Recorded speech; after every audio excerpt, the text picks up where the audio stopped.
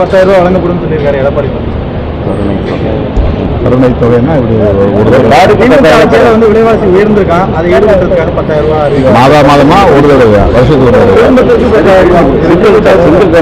Single government AIADMK ஆட்சி வந்ததுன்னா 10,000 ரூபா ரேஷன் கார்டு 10,000 கொடுத்துருக்கு. 4 ஸ்கீம் வச்சுருக்காங்க. மந்த்லி 1000 ரூபாய் உங்களுக்கு. அதாவது தேர்தல் காலத்து வாக்குறுதிகள் வழக்கமான வாக்குறுதிகள். அதிமுக ஆட்சிக்கு வராது என்கிற நம்பிக்கையில் இந்த அறிவிப்பை செய்திருக்கலாம் என்று நான் கருதுகிறேன். என்றாலும் கூட இது போன்ற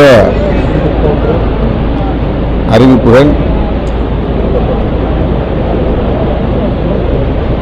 உழைக்கிற மக்களிடத்தில் எந்த தாக்கத்தையும் ஏற்படுத்தாது.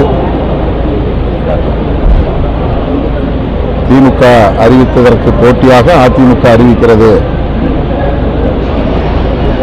என்கிற புரிதல் மக்களுக்கு இருக்கும். எனவே இது தேர்தலில் எந்த தாக்கத்தையும் ஏற்படுத்தாது என்று நம்புகிறேன். ரெண்டு கட்சிகளும் மாறி மாறி போட்டி இலவசம் அறிவிச்சீங்கன்னா நம்ம நிதி உதவி இவ்வளோ மோசமா இருக்கு, அதை எப்படி சமாளிப்பீங்க?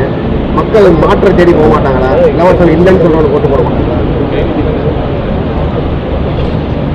தொடக்க காலங்களில் விடுதலை சிறுத்தைகள் கட்சி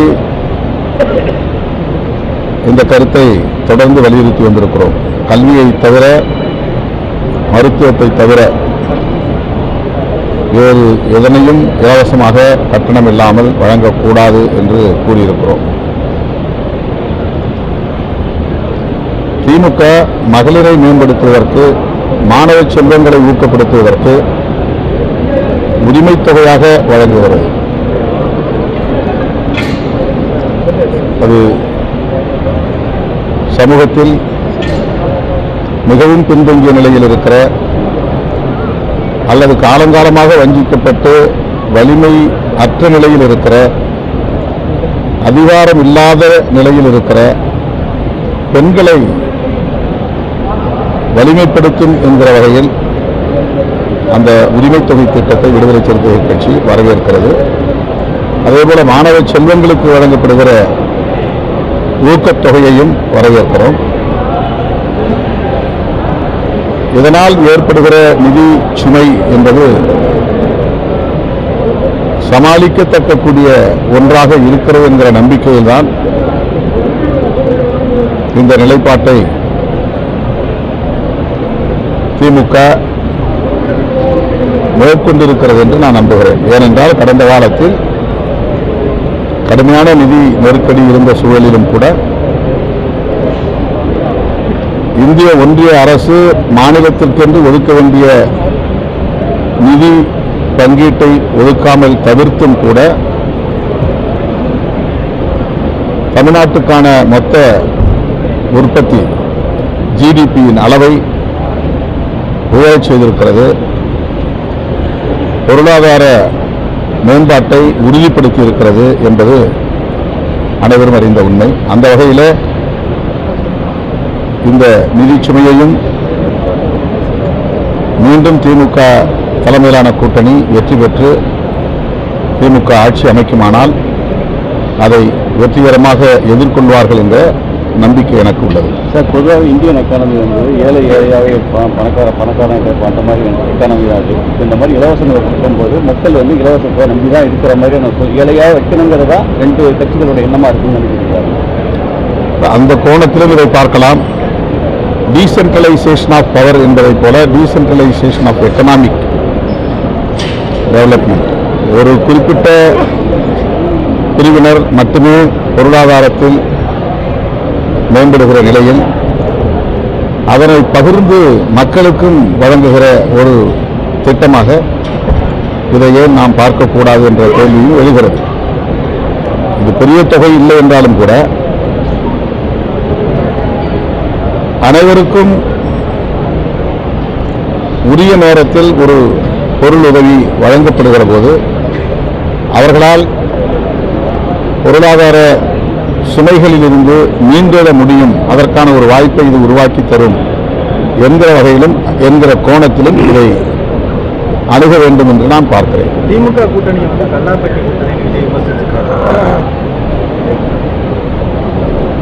அதை நான் எப்படி பார்க்கறது? அவருக்கு தோன்றுவதை அவர் சொல்லுகிறார், எழுதி கொடுப்பதை வாசிக்கிறார். திமுக எதிர்ப்பை மட்டுமே அரசியலாக பேசுகிறார்.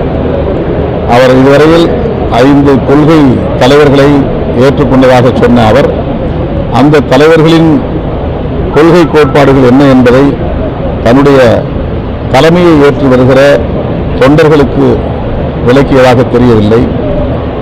ஒருவேளை எதிர்காலத்தில் ஆட்சி அதிகாரத்திற்கு வந்தால் நாங்கள் என்ன செய்வோம் என்பதை கூட அவர் விளக்கி சொன்னதாக தெரியவில்லை. அவர் கட்சி தொடங்கிய நாளிலிருந்து இந்த நாள் வரையில் ஒரே அஜெண்டா மட்டும்தான் அவருடைய செயல் திட்டமாக இருக்கிறது. ஒரே ஒரு செயல் திட்டம்தான் திமுக எதிர்ப்பு, திமுக எதிர்ப்பு என்று. திமுகவை அவர் எதிர்ப்பதிலே அது அவருக்கான அரசியல் என்பதை நமக்கு மாற்று கருத்தில்லை. திமுக எதிர்ப்பை அவர் முன்னிறுத்தட்டும். ஆனால் அவருடைய விஷன் என்ன என்பதை இன்னும் நம்மால் புரிந்து கொள்ள முடியவில்லை. எதற்காக கட்சி தொடங்கினார், யாருக்காக கட்சி தொடங்கினார், எந்த இலக்கை நோக்கி அவர் பயணிக்கிறார், என்ன செயல் திட்டங்களை வரையறுத்து அதை நடைமுறைப்படுத்தப் போகிறார் என்று இதுவரையில் அரசியல் களத்தில் இருக்கிற எம்மை போன்றவர்களாலேயே புரிந்து கொள்ள முடியவில்லை. சார், தொகுதி பங்கீட்டுக்கு இது வரைக்கும் அழைப்பு இல்லைன்னு சில கட்சிகள் ஒவ்வொரு கட்சியும் வேட்பாளர் வரைக்கும் வந்துட்டாங்க. இது எந்த தனியா நிற்கிறவங்க எப்போ வேணாலும் அறிவிக்கலாம். அதுல என்ன இருக்குது? தனிச்சு நிற்கிறவங்க எப்போ வேணாலும் வேட்பாளர் அறிவிக்கலாம். வெற்றி பெறப் போவதில்லை என்ற நிலையில் எப்படி வேண்டுமானாலும் பகிர்ந்தளிக்க முடியும். அது பிரச்சனை கிடையாது. ஒரு மெகா கூட்டணியில் இடம்பெற்றிருக்கிறோம் என்றால் ஒவ்வொரு கட்சியாகத்தான் அழைத்து பேசுவார்கள். விரைவில் அழைப்பு வரும், நாங்கள் பேசுவோம். கூட்டணியில ஐயோமல் போயிட்டு சீட்டை கம்மி பண்ணிட்டாங்க. கம்மி பண்ணல, கம்மி பண்ண சொல்லி கேட்டிருக்காங்க. அவர் ஒன்று நிற்கவும் தயாருன்ட்டாரு. நேற்று போனவங்களுக்கும் அதே நிலைமை தான், உங்களுக்கும் அதே நிலைமை தான் ஏற்படும். 6 வச்சிருக்கீங்க, 5 நிலைன்னு சொன்னா உங்க நிலைப்பாடு என்னவா இருக்கும்? இல்ல அதே இரட்டை இலக்கத்துல என்ன? அது முன்கூட்டியே நீங்க யூகமா ஒரு கேள்வி கேட்டு நான் யூகமா ஒரு பதில் எப்படி சொல்ல முடியும்? இன்னும் 2 நாள்ல 3 நாள் எங்களை கூப்பிட, இன்னும் 2 நாள்ல 3 நாள் எங்களை கூப்பிட போறாங்க. அன்னைக்கு உங்களுக்கு தெரியும். இல்ல உங்களோட அதுவரைக்கும் பொறுமை. உங்களோட தாட் எப்படி சார்? சொல்லிட்டே இருந்தீங்க. இப்போ வந்து எது எப்படி இருந்தாலும் எங்கள் கூட்டணியில் எந்த சிக்கலும் எழாதவாறு பார்த்துக் கொள்வது எங்களுக்குரிய பொறுப்பு. அது எங்களுக்கான கடமை. நாங்கள் பங்கிட்டுக் கொள்வதில் முன்ன பின்ன இருக்கலாம், அதுல சலசலப்பு வரலாம், மாறுபட்ட கருத்துக்கள் எழலாம், விமர்சனங்களும் வரலாம். அதை ஊடகங்கள் சண்டை சச்சரவு உடைவு சிறைவு என்றெல்லாம் எழுதுக்கூட வாய்ப்பு இருக்கிறது. ஆனால் அதை தாண்டி இந்த கூட்டணி கட்டுக்கோப்பாக இருக்கும். இந்த கூட்டணியில் இடம்பெற்றுள்ள ஒவ்வொரு கட்சியும் நன்கு பக்குவமடைந்த முதிர்ச்சி அடைந்த தலைமையை கொண்டிருக்கிற கட்சிகள். எனவே திமுக தலைமையிலான மதசார்பற்ற முற்போக்கு கூட்டணியில் தொகுதி பங்கீட்டினால் எந்த சிக்கலும் எழாது அல்லது உடைவதற்கோ சிதறுவதற்கோ வாய்ப்பு இருக்காது. பொது தொகுதி கேட்கிற எண்ணம் இருக்கா? கேட்டு அது ஒவ்வொரு தேர்தலையும் நான் தேடிட்டு தான் இருக்கிறோம். எண்ணம் இல்லை இல்லை வாங்கியிருக்கேன். போன தடவை நாங்கள் 2 இடத்துல ஜெயிச்சிருந்தோம். திருப்பூரூர், நாகப்பட்டினம் 2 பொது தொகுதி தான். அதுக்கு முன்னாடி முகையூர் வாங்கியிருக்கிறோம், உளுந்தூர்பேட்டை வாங்கியிருக்கிறோம், சோழிங்கநல்லூர் வாங்கியிருக்கிறோம். எத்தனையோ பல முறை பொது தொகுதிகளை பெற்றிருக்கிறோம். இந்த முறையும் எங்களுக்கு பொது தொகுதி கொடுப்பாங்க, பொறுத்திருந்து பார்க்கலாம். திமுக கூட்டணியில் தேமுதிக இணைஞ்சிருக்காங்க. இப்போ எப்படி பார்க்குறீங்க? இப்போ வந்து விஜயகாந்த் வந்து கடுமையாக விமர்சிச்சிருந்தாரு திமுகவை. அந்த விஷயங்கள்லாம் இப்போ வந்து ஒரு பேசும் பொருளாக இருக்கு. இந்த கேள்விக்கு விஜயகாந்த் தலைமையிலான அந்த கட்சி, அவருடைய கட்சியை சார்ந்தவர்கள் தான் பதில் சொல்லணும். எங்களை பொறுத்தவரையில் எங்கள் கூட்டணி வலிமை பெற்றிருக்கிறது. அதை மகிழ்ச்சியோடு வரவேற்கிறோம். ஓபிஎஸ் மனம் வந்து பேசியிருக்காரு சார், நான் அரசியல் விட்டே போயிடுறோமா, ஏதாவது வழி சொல்லுங்கிற மாதிரி பேசியிருக்காரு பேட்டியில். அதை நீங்கள் எப்படி பார்க்குறீங்க சார்? எவ்வளோ தடவை ஒரு சிஎம்மாக இருந்தார், கட்சியை வழி நடத்தினார், கடைசியில் இப்போ அவருடைய நிலைமை வந்து இந்த அளவுக்கு வந்துருக்கு. நீங்கள் அதை எப்படி பார்க்குறீங்க? மிகவும் பொறுமைசாலி, நிதானமானவர், சகிப்புத்தன்மை உள்ளவர், சூழலுக்கு ஏற்ப முடிவுகளை எடுக்கிற பக்குவம் அவரிடத்திலே உண்டு. விட்டு கொடுத்து போகிற பக்குவமும் அவரிடத்திலே உண்டு. அவர் அதிமுகவை வலிமைப்படுத்த வேண்டும் என்று மீண்டும் அதிமுகவிலே தன்னை இணைத்துக் கொள்ள, அந்த கூட்டணியிலே இணைத்துக் கொள்ள விருப்பம் தெரிவித்தார். ஆனால் முன்னாள் முதல்வர் அண்ணன் எடப்பாடி பழனிசாமி அவர்கள் அவருக்கு இடம் தரவில்லை என்பது ஏனென்று நமக்கு விளங்கவில்லை.